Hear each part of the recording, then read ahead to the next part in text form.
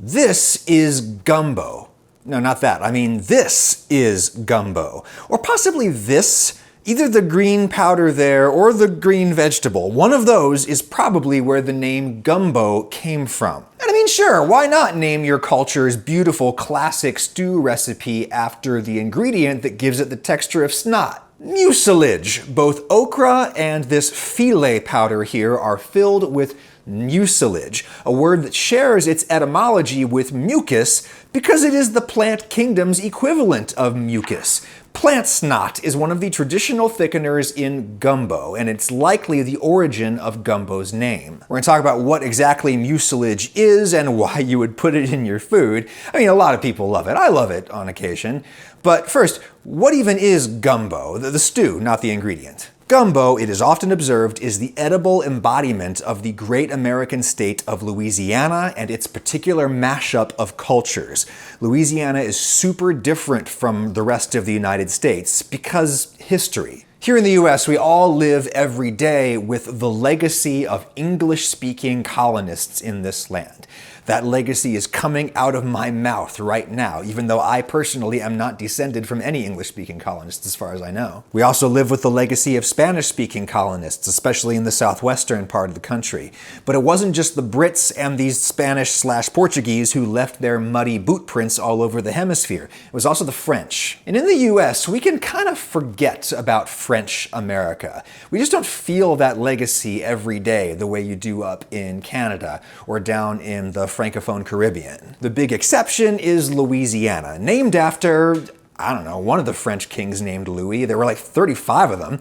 The French established an American beachhead around the mouth of the Mississippi River and extended their theoretical claim northward to the point where it merged with their other North American beachhead in Canada. Those were once, on paper at least, the same place. Over the course of mostly the 18th century, the following people came to Louisiana and dropped their ingredients in the stew. I'm now synthesizing the work of many different food historians. They're linked in the description. Of course, there's the French, who brought the roux. You take your flour and you mix it with enough fat to make a paste and you cook it. In the case of gumbo, you cook it a lot, stirring constantly so it doesn't burn.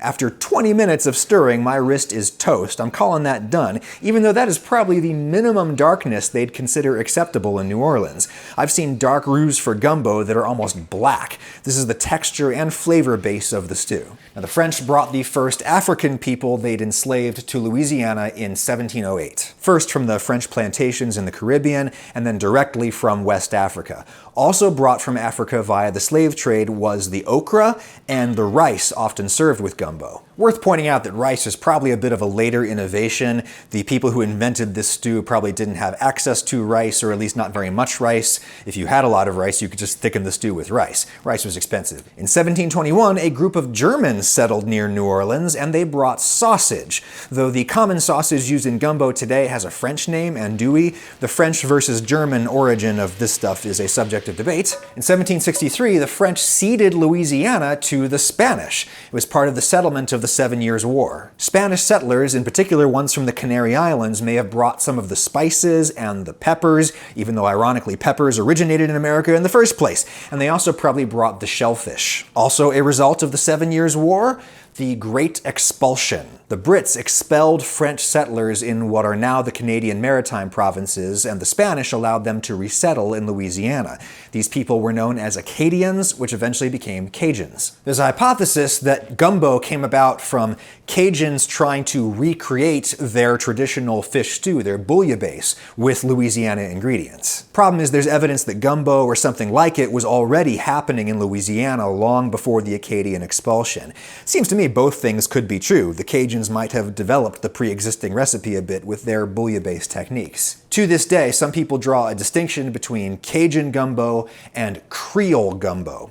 Creole in this context is this kind of vague word that refers to people who descend from the French or Spanish colonial periods of Louisiana. And these are generally people of mixed heritage. and sometimes Cajun is considered a subset of Creole, sometimes not. I don't know, all I know is that it took me like 4 hours to cook this. Not really a family recipe suited for contemporary life. For that, I turned to HelloFresh, the sponsor of this video. HelloFresh is America's #1 meal kit delivery. The mind boggles at the number of cultures represented in this box. Shawarma, spiced chicken, and rice. Let's do it.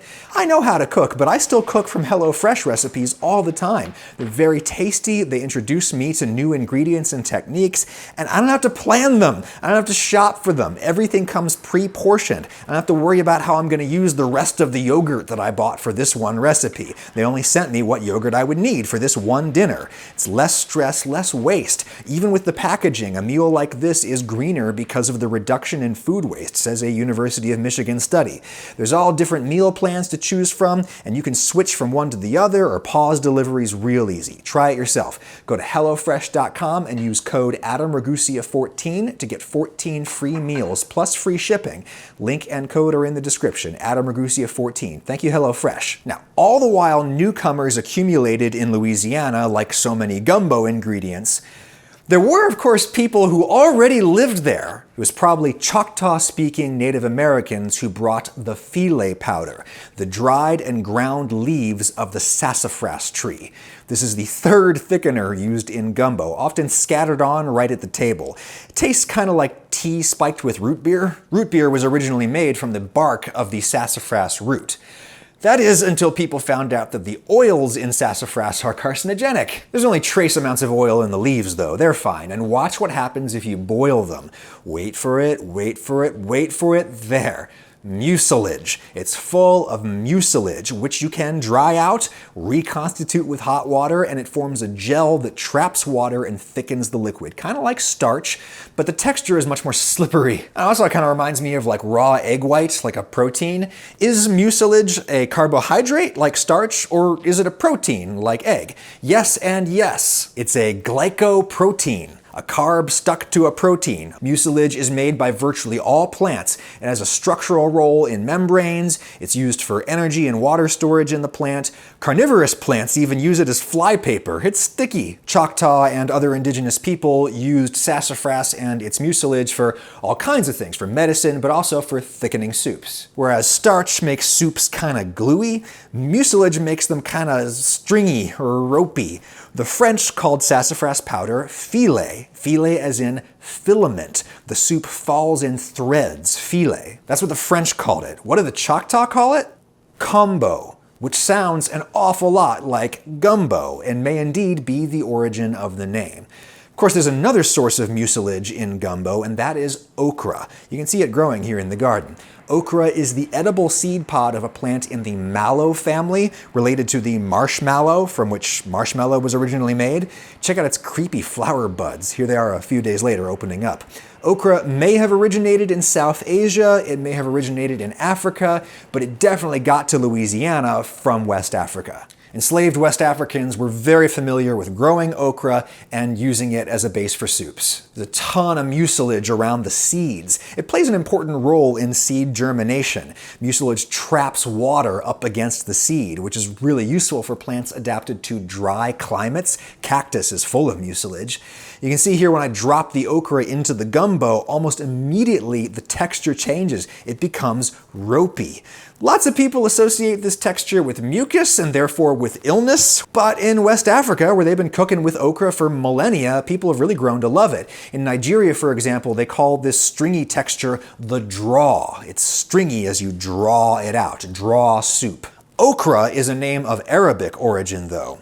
In the Bantu languages that would have been spoken by enslaved people in Louisiana, it sounds an awful lot like gumbo. Ki ngumbo is one example. So maybe that's where the word gumbo comes from. To this day, you'll encounter usually older folks here in the South who refer to okra pods as gumbo. And okra has a really nice kind of meaty taste. I really like the taste.